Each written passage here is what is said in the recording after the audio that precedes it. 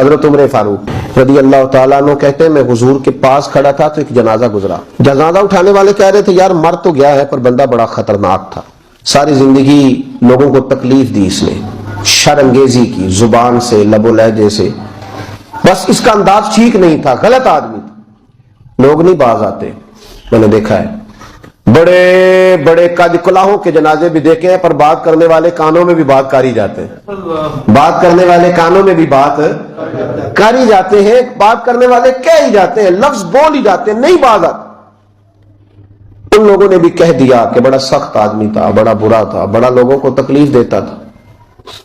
نبی پاک علیہ السلام نے سن لیا تو حضور نے فرمایا واجبات, اس پر واجب ہو گئی. حضرت عمر کہتے ہیں اتفاق کی بات کہ ایک جنازہ اور آ گیا. جنازہ اٹھانے والے کہہ رہے تھے کیا ہی بات تھی, کیا ہی بات تھی. لوگوں کی آنکھوں میں آنسو تھے اور لفظ لوگوں کے ٹوٹتے تھے, جملے ادا نہیں ہوتے تھے, دنیا روتی تھی, یا لوگ رو رہے تھے, تڑپ رہے تھے.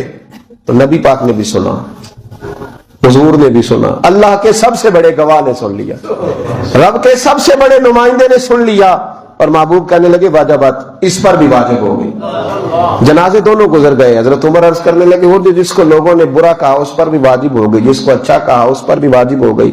حضور نے فرمایا انتم شہداء اللہ فی الارض, فرمایا عمر تم جو کامل مومن ہو نا, تم زمین پر اللہ کے گواہ ہو, تم زمین پر اللہ کے تم گواہ ہو زمین پر اللہ کے. جسے تم نے برا کہا اسے کرامن کاتبین نے بھی برا ہی لکھا, برا ہی لکھا, اور اس کا نام اعمال رب کے حضور بھی برا ہی پیش ہوا. تو میں نے کہہ دیا واجبت لہ النار, اس پر جہنم واجب ہو گئی. اور فرمایا جس کو تم نے اچھا کہا اسے کرامن کاتبین نے بھی اچھا ہی لکھا, اس کا نام اعمال بھی اچھا ہی گیا. تو میں نے کہہ دیا واجبت, اس پر جنت واجب ہو گئی.